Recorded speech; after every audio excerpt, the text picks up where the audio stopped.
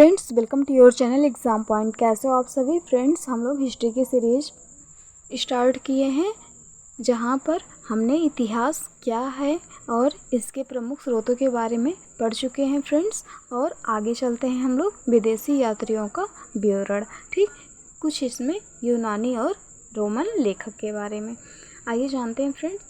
Herodotus की पुस्तक Historica से 5वीं शताब्दी ईसा पूर्व भारत और फारस के संबंधों का उल्लेख मिलता है। सबसे पहले तो हेरोडोटस की पुस्तक का क्या नाम है?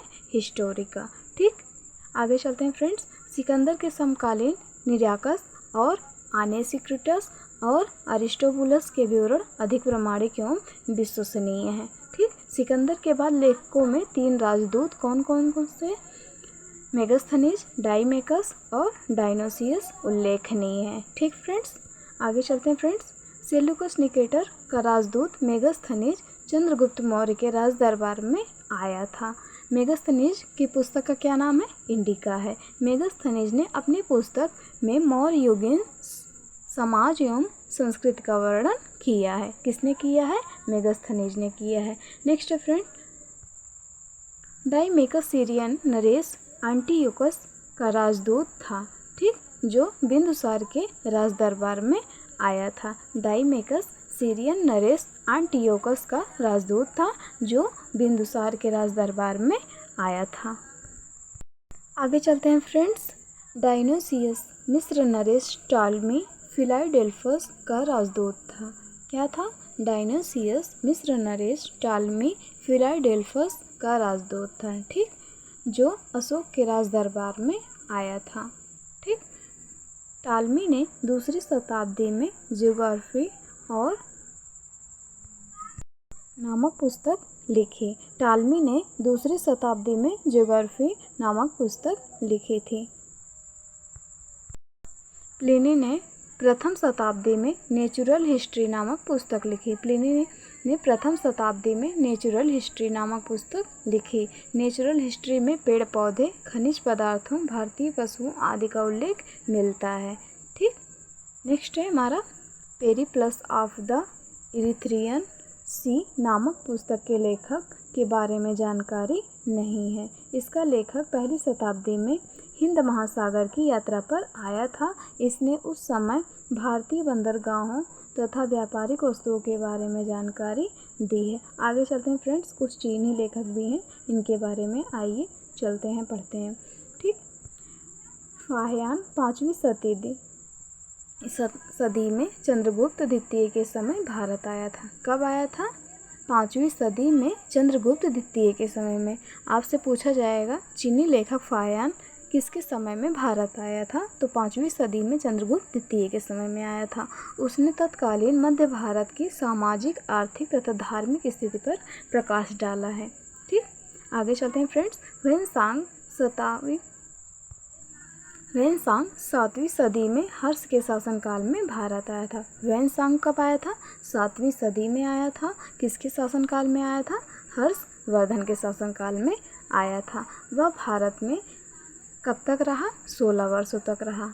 ठीक, कब तक रहा? 16 वर्षों तक रहा। 6 वर्षों तक उसने नालंदा विश्वविद्यालय में अध्ययन किया। ठीक, आगे चलते हैं फ्रेंड्स ह्वेनसांग के बारे में। ह्वेनसांग भारत यात्रा का वृत्तांत सियूकी के नाम से जाना जाता है। ह्वेनसांग की पुस्तक में उसका नाम क्या था? सियूकी, जिसमें भारत यात्रा का वृत्तांत का वर्णन किया है। किसने किया है? ह्वेनसांग ने किया है। ह्वेनसांग को प्रिंस ऑफ पिलग्रिम्स अथवा यात्रियों का राजकुमार कहा जाता है। इत्सिंग कब आया था?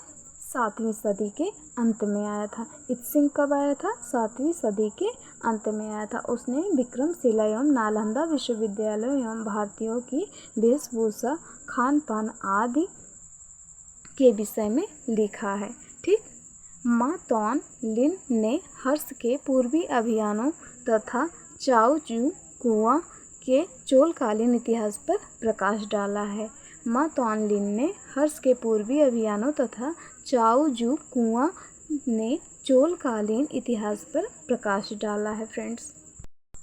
आगे चलते हैं फ्रेंड्स। चीनी यात्री सुंग यून 518 ईस्वी में भारत आया था। कुछ अरबी लेखक भी हैं, इनके बारे में भी आइए जानते हैं हम लोग।